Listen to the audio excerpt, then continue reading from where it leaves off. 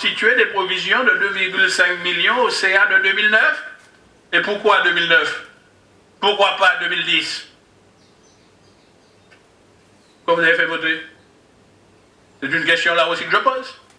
Maintenant, si cela vous sied, vous allez porter plainte contre les maires qui ne réalisent pas dans les délais, vous allez faire entrer de l'argent, ou bien vous allez écrire des provisions pour risque dans votre compte administratif 2011.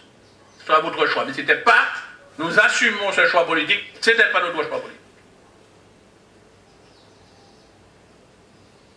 Sixième grief.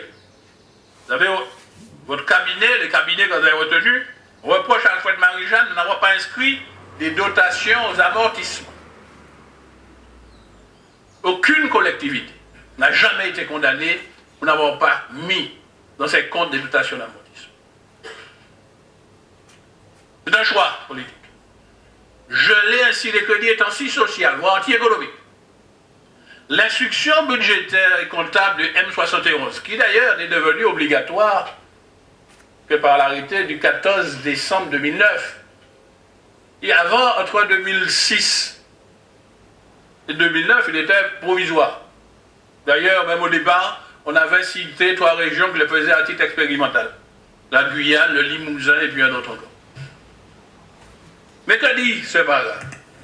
Il est dit dans cet arrêté du 14 décembre 2009, au paragraphe 2.1.3, que la région peut choisir un dispositif spécifique pour neutraliser budgétairement la charge d'amortissement des bâtiments publics et des subventions d'équipement versées. Fin de citation. D'ailleurs, nous avons constaté que votre cabinet d'audit ne propose aucun montant à inscrire dans les dotations d'amortissement, ni à faire. Peut-être que vous ne lui avez pas donné assez de temps, des taux pressés. Vous avez donné quoi 15 jours. C'est pressé. Donc je ne sais pas si vous allez l'inscrire dans votre compte 2011. C'est pourquoi que nous disons là, c'est une critique fantaisiste.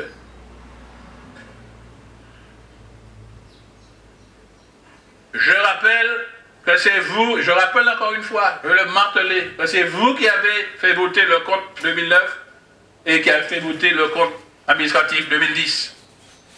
Si c'est votre choix de le prévoir, pourquoi vous ne l'avez pas fait à ce moment-là?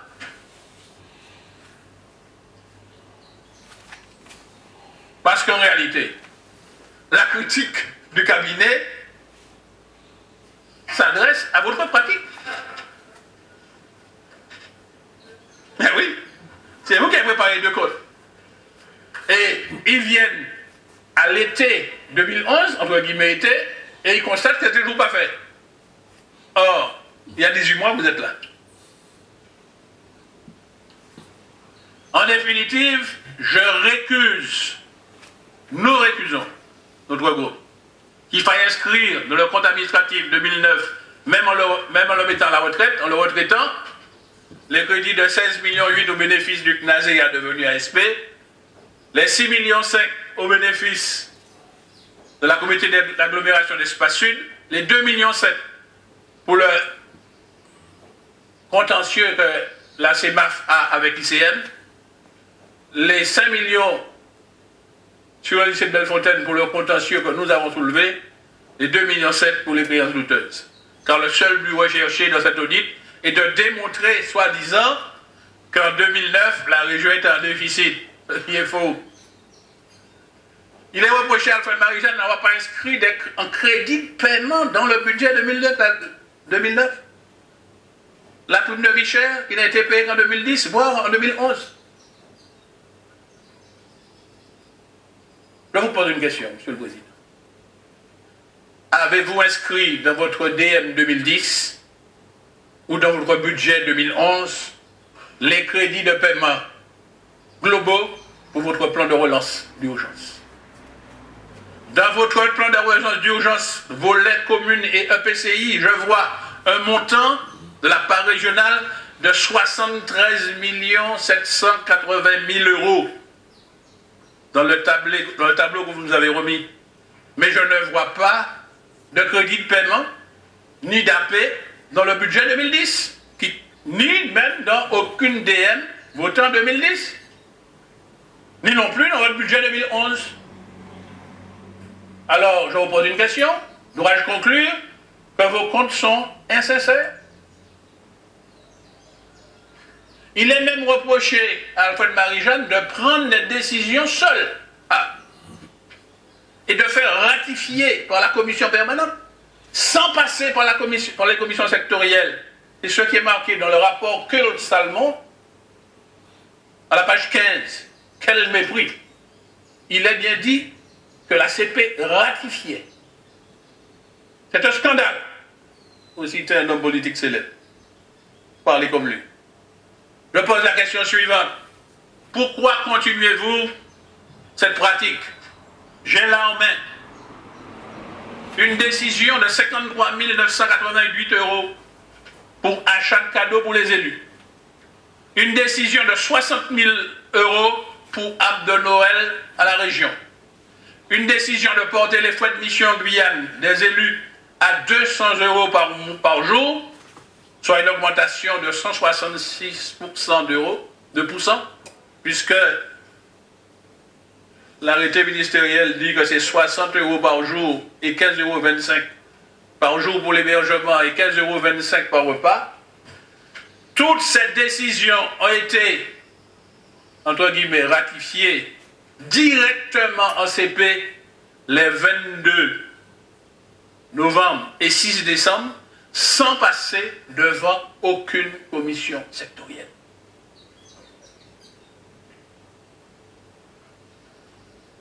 Êtes-vous légitime pour venir nous donner des leçons de démocratie?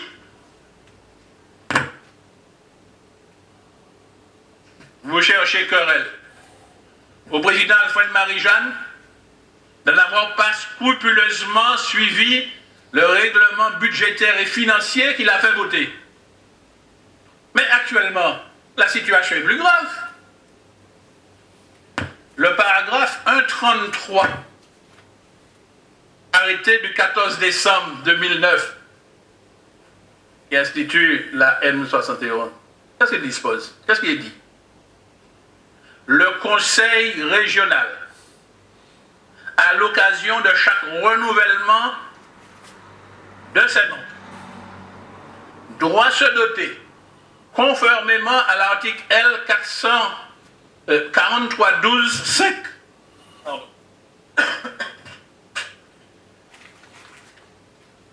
de ce document, le Code général des collectivités. Je vais citer.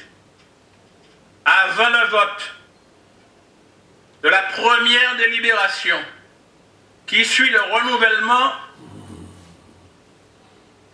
devez-vous doter d'un règlement budgétaire et financier valable pour la durée de la mandature et pouvant être revisé. Fin de citation. C'est dans ce petit livre rouge, ce gros livre rouge. Où est votre règlement financier? Où est celui que vous avez fait voter depuis que vous êtes là? Vous vous êtes contenté de reprendre celui qui a été fait voter, le président Alfred Marie-Jeanne. Et j'ai entendu le représentant du cabinet que vous avez choisi par avenant dire que c'est léger, il n'y a rien là-dedans. Mais ce faisant, il attaque un concurrent. Parce que c'est de mémoire, il y avait un cabinet qui s'appelle Michel Kopfer, qui avait assisté le service pour mettre au point ce règlement budgétaire et financier. Donc, qu'on attaque son concurrent, c'est normal. On est en liberté de commerce. C'est de bonne guerre. On est en concurrence. Donc on attaque les autres cabinets pour montrer qu'on est meilleur. Mais je dis qu'on a pu au moins trouver cela là. C'est lui qu'on cite dans l'audit. On ne parle pas du vôtre. Parce qu'il n'y en a pas. Vous n'avez pas présenté depuis que vous êtes là. Alors que vous avez dû le faire avant la première délibération budgétaire, dit la loi.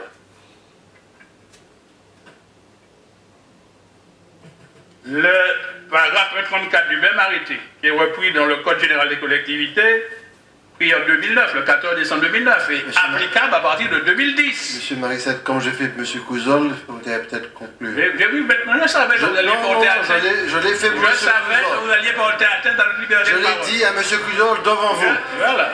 Monsieur Couzol a parlé environ 50 minutes, vous êtes ça. à 1 heure. Donc je vous laisse vous exprimer. Allez-y, s'il vous plaît. Depuis une dizaine de jours, vous êtes l'accusateur. Pour une fois qu'on essaie de démonter point par point, vous voyez, vous trouvez que je suis trop long. Je vous dis c'est simplement je comme je pas le fais. terminé, donc parce qu'on me reproche ici d'interrompre. L'opinion va se... Allez-y, monsieur. Le peuple se fera une opinion. Si vous ne me laissez pas aller jusqu'au bout de... Non, allez jusqu'au bout.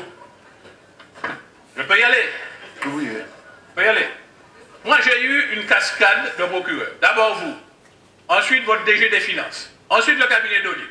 Ensuite, le DG des Finances. Ensuite, le président de la Commission des Finances. Ensuite, le porte-parole de beaucoup. 5 procureurs accusateurs. Nous essayons de faire une dépense.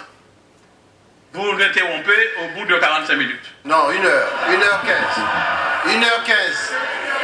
1h15. Allez-y. Bien. Allez-y, monsieur Marissette. 1h15. Interrompez-moi. Interrompez-moi. Ce que je dis est dur à supporter. Ce que je dis est vraiment dur à supporter. Vous avez... S'il vous plaît, monsieur Marissette a la parole. J'ai atteint votre seuil de supportabilité. Néanmoins, sans me démonter, serein, calme, confiant, je vais continuer.